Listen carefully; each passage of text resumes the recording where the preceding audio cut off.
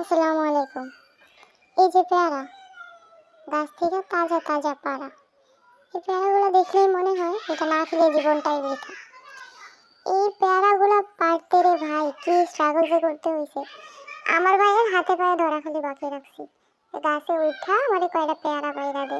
হয়তো পারবই না। যাই হোক শেষমেশ রাজি হয়ে কয়টা পেয়ারা পাইরা দিল।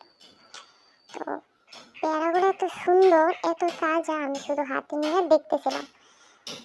আমি চুপচাপ একটা পেয়ারা মুখে দিতে যাব, তখনই মনে হলো এই আমি না রোজা। ঠিক তখনই পাশ থেকে ছোট্ট একটা বাচ্চা বলল, আপু এই পেয়ারা কি খাইবা, বিক্রি করবো? আমি বললাম না রে, এটা বিশেষ একটা পেয়ারা, এটা খাইলে নাকি বুদ্ধি বাড়ে। বাচ্চার সাথে সাথে বলল আপু তাইলে আপনি দুইটা খান।